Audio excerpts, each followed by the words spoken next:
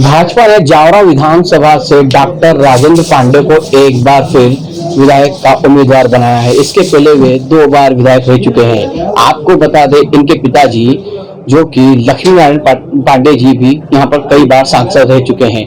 हम बात करेंगे डॉक्टर राजेंद्र पांडे जी से।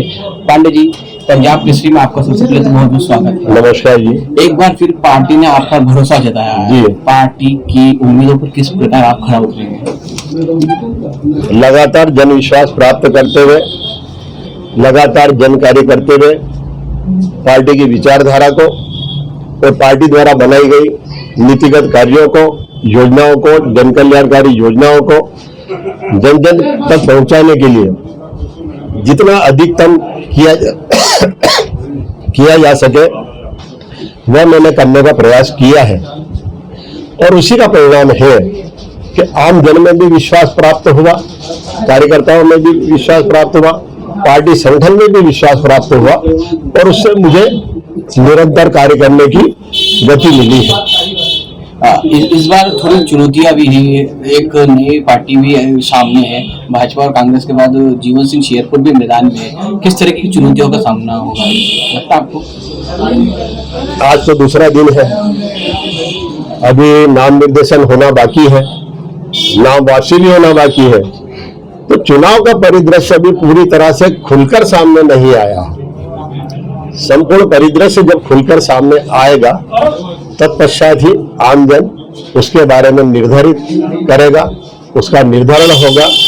लेकिन मैं कहना चाहता हूं निवेदन पूर्वक, माननीय प्रधानमंत्री नरेंद्र मोदी जी के नेतृत्व में और माननीय मुख्यमंत्री शिवराज सिंह जी चौहान के नेतृत्व में देश और प्रदेश में इतने विकास कार्य हुए हैं, इतनी जन कल्याणकारी योजना बनी है जो जन जन के कल्याण के लिए, जन जन के घर परिवार तक तो पहुंची है।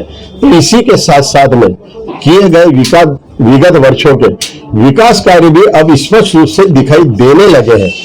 जहां मध्य प्रदेश का बंटा ढार हो गया था, जहां मध्य प्रदेश पूरी तरह से बर्बाद हो गया था, जहां मध्य प्रदेश पूरी तरह से समाप्त होकर के अंधेरे में डूबा हुआ था, आज मध्य प्रदेश में उजियारा है।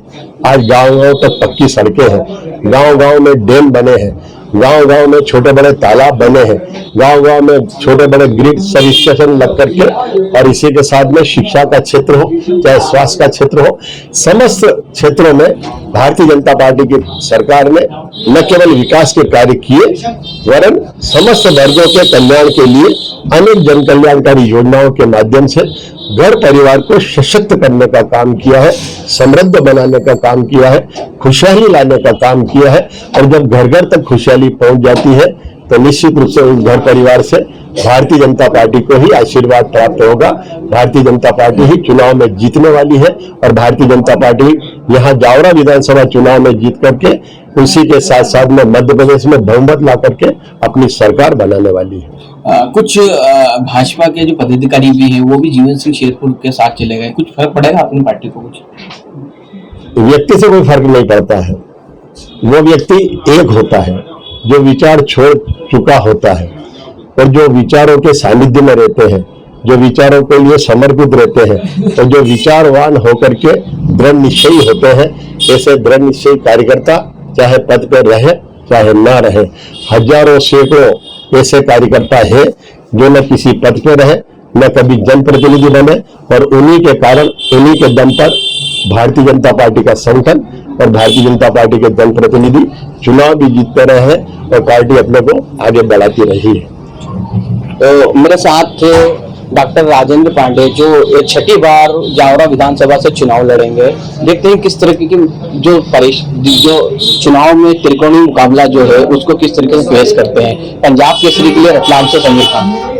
हमसे जुड़े रहने के लिए हमारे YouTube चैनल को सब्सक्राइब करें और नई वीडियो की नोटिफिकेशन के लिए बेल आइकॉन को दबाएं। अगर आप ये वीडियो Facebook पर देख रहे हैं तो लाइक जरूर करें और ज्यादा से ज्यादा शेयर करें। धन्यवाद।